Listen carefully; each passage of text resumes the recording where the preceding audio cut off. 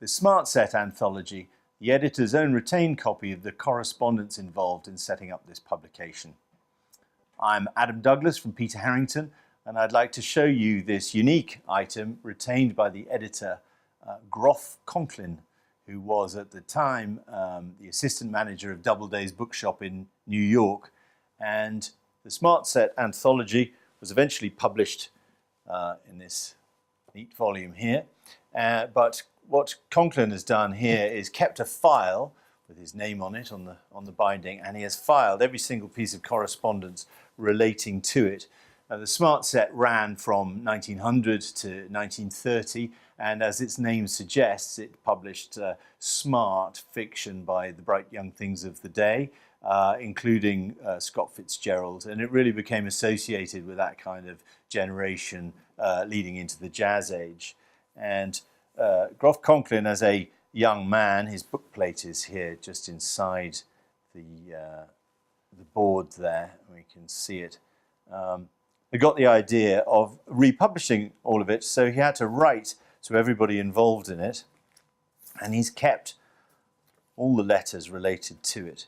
So there's an index, and he's kept various letters, including, amusingly, some of the rejections letters he got quite early on.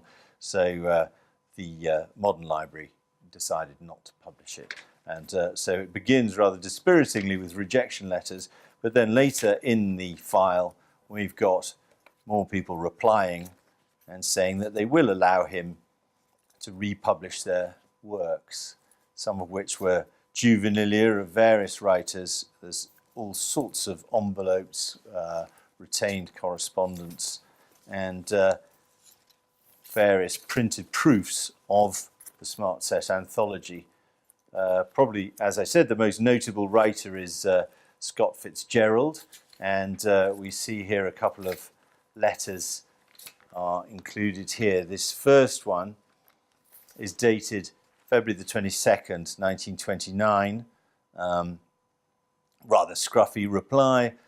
Dear Mr. Conklin, I'm sorry to say that all except one of that list has been reprinted in another book, and that, being the weak sister, I wouldn't want republished.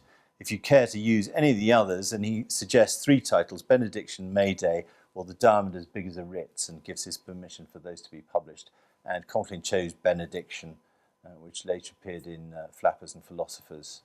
And there's a second letter, a typed letter signed, this from Scott Fitzgerald, which is dated July 17th, 1934.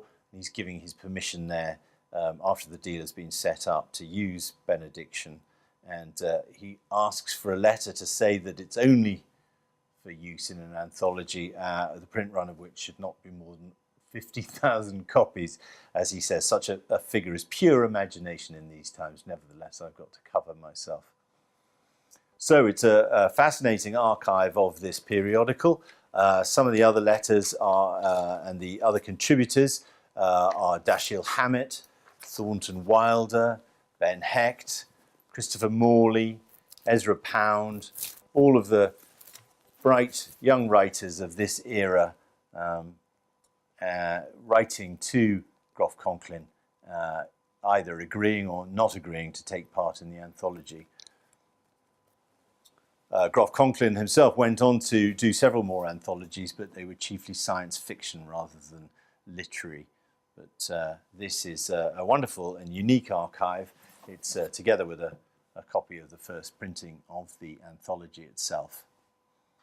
There's a full description of this item and many others on the Peter Harrington website.